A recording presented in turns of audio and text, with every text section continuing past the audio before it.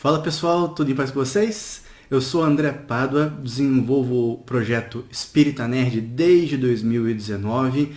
Já conversamos com muita gente aqui, já debatemos vários assuntos e agora estamos retomando esse canal para a gente trazer mais reflexões da doutrina dos espíritos aqui para as redes sociais, para esse cyberespaço. Então eu convido você que está aí agora nos assistindo para se inscrever no canal, ligar o sininho aí e acompanhar o conteúdo que a gente vai estar colocando aí regularmente nas nossas redes sociais.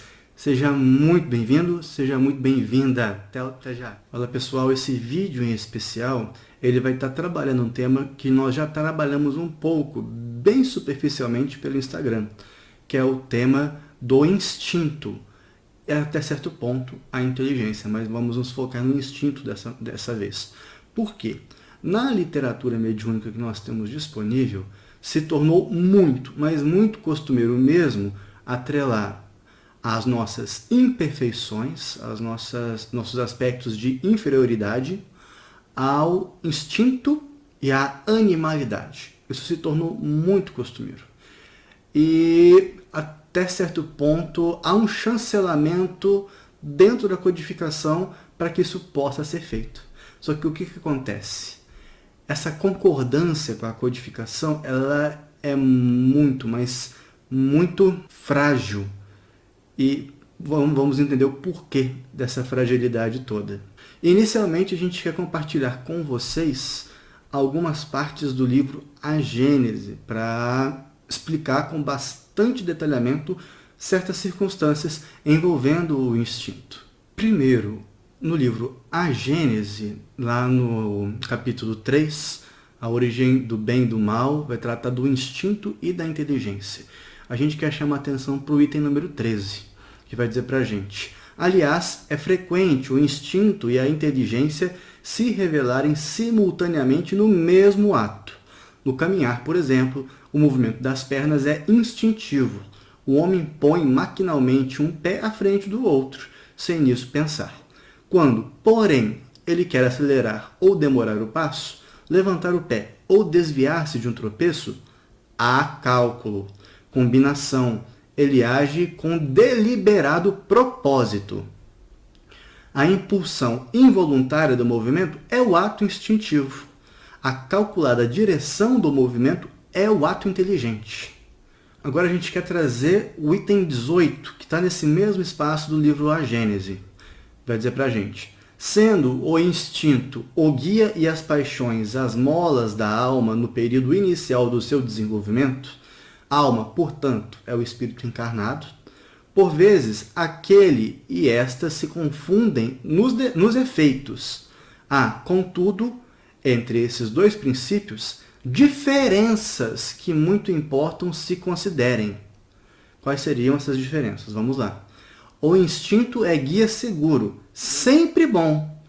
Pode, ao cabo de certo tempo, tornar-se inútil, porém nunca prejudicial. Enfraquece-se pela predominância da inteligência.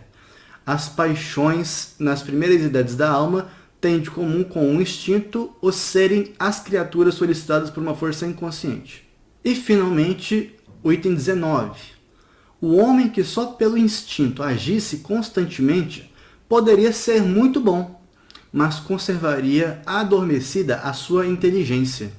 Seria qual criança que não deixasse as andadeiras e não soubesse utilizar-se de seus membros. Aquele que não domina suas paixões pode ser muito inteligente, porém, ao mesmo tempo, muito mau. O instinto se aniquila por si mesmo. As paixões somente pelo esforço da vontade podem domar-se. O que fica muito evidente para a gente é, novamente, o instinto e esse jargão que se traz junto com o instinto, que é a animalidade, eles não são em si os vilões nessa história. Porque vamos pegar um exemplo incontestável. E aí a gente volta ao Livro dos Espíritos. O Livro dos Espíritos vai nos dizer em relação ao instinto, né, no sentido dos animais, que os animais, por só terem instinto, eles não erram. E além de não errar, eles são protegidos, eles estão sob proteção espiritual, até que seu princípio inteligente se desenvolva e vá se evoluir, vá se progredir para uma individualidade espiritual, onde ele vai estar ali acompanhado da racionalidade e da inteligência.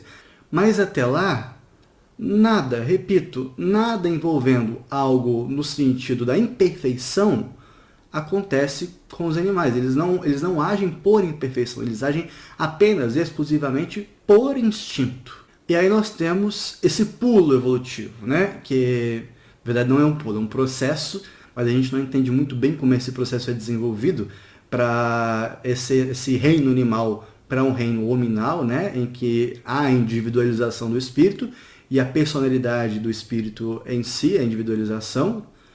Mas o que nós sabemos? Que a partir daí se utiliza o espírito, ele alcança a inteligência e o livre-arbítrio. E o instinto vai junto com a inteligência e com o livre-arbítrio. Vamos fazer uma pausa aqui e vamos buscar uma outra perspectiva dentro do Livro dos Espíritos. E essa perspectiva é o bem e o mal. O Livro dos Espíritos vai nos informar. O bem é tudo que está conforme às leis de Deus. O mal é tudo que está contra as leis de Deus. É tudo que negligencia, é tudo que transgride as leis de Deus. Como a gente já sabe que o instinto com os animais não faz absolutamente nenhum tipo de transgressão ou negligência, porque ainda não tem a inteligência e o livre-arbítrio constituídos, não há que se buscar esse exemplo em sua anterioridade, antes que se torne um ser com inteligência e com livre-arbítrio. Por quê? Porque não transgride as leis de Deus. Simplesmente não transgride as leis de Deus. O que vai transgredir as leis de Deus posteriormente se chama inteligência e livre-arbítrio em se agindo com a inteligência e o livre-arbítrio de maneira rebelde às leis de Deus. Aí existe a transgressão. O que nós percebemos, às vezes, é uma terceirização da responsabilidade para essa perspectiva, essa característica animalizante, essa perspectiva instintiva. Há uma terceirização de responsabilidade, considerando que a responsabilidade, nesse momento, é da inteligência e do livre-arbítrio. O que nós percebemos até agora é que instinto, e esse outro termo que dá uma pejorativização do reino animal, que é a animalidade enquanto sinônimo da alma encarnada, do espírito, individualidade, dentro das suas características de imperfeição, até certo ponto inferioridade, agirem durante tanto a vida material quanto a vida espiritual, são formas de terceirizar uma responsabilidade.